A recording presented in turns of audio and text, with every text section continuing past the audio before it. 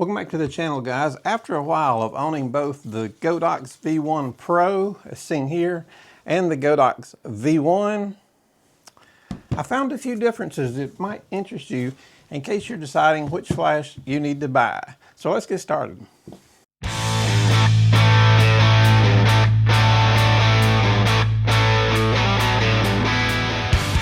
So the Godox V1 is an excellent flash. It came out in 2019 and it was a real game changer at the time. This has been a wonderful, wonderful workhorse. It never fails me. Very, very seldom, if I ever remember, a misfire. I mean, it's just a fantastic flash. But Godox came out with the V1 Pro, and it has a few different things about it, along with a little bit heftier bill. Is it really worth the upgrade to the V1 Pro? So today I'm going to break down the real differences, not just the specs, but things that are important that you need to know. And I'll tell you exactly which flash is for who. So to start with, let's talk about what they have in common. They both have the same round head design. They're both 76 watt power output. They're both 2.4 wireless transmitter. They both have magnetic modifiers that you can pop on and off on the end, so they're the same in that direction. And both of these round heads give you that beautiful catch light in the eye that you really, really like. So we still haven't really got to any of the differences yet. You can probably see one difference is very plain on the front, and I will get to that in just a moment. In fact, I did a video on this very thing that I will link at the very end so that you can see some real world images of exactly what this little flash in the front does that this one don't have the little flash in the front. Now, the first thing you're going to notice is the V1 Pro has a quicker recycle time. It's going to be around 1 second on full power, whereas your V1 is going to be about 1.5 seconds. And you're thinking, well, that's only 0.5 second.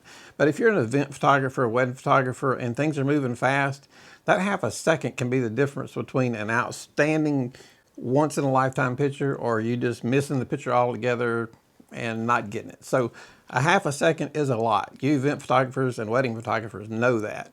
Now, if you're not in a big hurry, you're just shooting slow, then I wouldn't worry about it. But event photographers, wedding photographers especially, fast recycle time is where it's at. Now the Godox V1 Pro uses a battery called a VB30, and you're going to get about 500, a little more than 500 full power flashes on it, where the V1, you're going to get about 480. Now that's not a huge difference either, but part of the difference is how it handles the overheating. If you're firing flash, like if you're one of those guys that just lays on the trigger, machine gun, rapid fire, the V1 Pro is going to be for you, because if you do that to your V1, it's going to overheat, you're going to miss shots. You just can't do that and stay on the trigger with the V1. That's where you need to go with the V1 Pro. You'll see all the difference in the world. Now, I shot a session last week or week before so with the Godox V1 Pro, and I shot about 300 shots, and I still had 40% battery power left. So you can go a long ways on this battery and this Godox V1 Pro, no doubt about that. Now, the next difference is going to be the little flash I've been showing you right here. Now this comes into play when you're bouncing. If you take this flash, and this is the front of your camera, and I'm shooting it with this back over my shoulder, white wall, white ceiling behind me, light's coming down on you. I'm gonna get a little light fall off, probably under your chin. I'm gonna get a little bit of fall off. With this, you can control, and even though you're bouncing over your shoulder, you still got a little straight in flash going that'll fill in under the chin. Now I won't go over that too much in this video, but at the end I am going to link a video where I went into a photo session and I show you the difference between this being on and between this being off, and I will link that at the end of this video so you can watch that video. So don't miss that, because it is a big difference. Now the one downfall to this, if you're an event photographer, again, wedding photographers, event photographers, everything on the camera, everything on this flash does TTL, it does a great job, it's very accurate. But this little flash is a manual only. It goes from full power to 1/64th power. So I always try to keep it around 1/32nd of a power. That way it's not overpowering, because you don't want to come in at a full power on this and just wash out their face. You don't want that at all. You just want a touch of light from this. And it's hard if you're doing running gun shots. 1 minute you're 3 feet from a person, the next one you're 10 feet from a group of people, and you're constantly having to guess where this goes.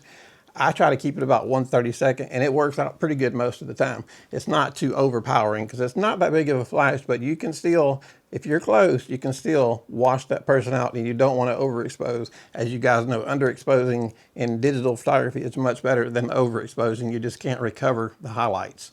But it's still a good to have, but it is something else to learn. So if you're inexperienced, you might want to lean toward this flash. That way you don't have much to worry about. This is basically like having two flashes going at one time, and you've got to know what you're doing, or this will get you confused. And this does come right off. So if you're new and you want to go ahead and buy the flash, you can still buy the flash, and you can take this off and then work your way up. Once you get it mastered, then you can add this later. It's not that big a deal. So that is one option of one of the things you can do. Or you can save some money and go with this flash. The last thing I really want to go over on this is the build quality. They both, neither one feel cheap. They're both very, very good flashes, but it just feels just a little bit better on the V1 Pro. It could be my imagination, but I can tell a little bit of a difference between the button. I get a little bit more feedback on the buttons on the back. These dials are here. They are very similar, but I don't know, it could just be me, but I can feel just a slight difference in the touch. Not huge. I mean, it's not, if that was the only difference, I wouldn't say, oh my God, I got to run out and buy the V1 today because the controls are that much better. That's not what I'm saying at all. I'm just saying it's one of the differences that I see. So this brings us down to the price, where your Godox V1 is going to run you around $259. You can find it sometimes cheaper on sale. The Godox V1 Pro is going to run you about $359 to $379. Now, you know, sales are on and off all the time, and we do have Black Friday coming up soon. So if you don't have to have it in a hurry, I would hang on till Black Friday, because I imagine both of these will be on sale. And that is about $120, $130 difference in the flash. So the question remains, which flash is for who? So if you're a hobbyist, and maybe you shoot 2 to 3 times a month, you don't shoot many weddings, you don't do many fast-paced events, I would say definitely just the V1 will do the job. The V1 has been a great flash for me. I've shot many weddings with it, so I'm not even saying it won't do weddings, and it does weddings well. But they have improved it with the heat regulation and the continuous firepower that you can get from the V1 Pro, the longer battery life, the little bit better build quality, and the ability to take out some shadows and some bounce. But definitely, if you don't have either one of these yet and you're a wedding photographer or an event photographer, I highly recommend the V1 Pro. You can shoot fast. You don't have to worry as much about the battery going dead. You've got this flash here in the front. You can take it off. You don't even have to take it off. You can turn it off in the back, so you don't have to constantly remove it. If you want to use it, if you want to use just the top part and cut this off for a while, then you can cut it off in the menu, and then if you start bouncing, you can cut it back on. It's not on all the time, other than taking it off. But you know, when I'm using it, I leave this on. Even if I have this turned off in the menu, I do leave it on the flash most of the time. But the V1 Pro is worth every penny of it. As you guys know, fellow wedding photographers, your equipment just can't be good enough. You really, weddings, you know, a one-time deal. You got to get them right, so you need the best equipment you can get. So I have 2 of them. Actually, I have more than that. I have a couple more, but that's another story for another day, me and my insane backups that I have. But anyhow, you can't really go wrong with either flash. This flash, I say, if you're not shooting weddings, not shooting events, will be perfectly fine.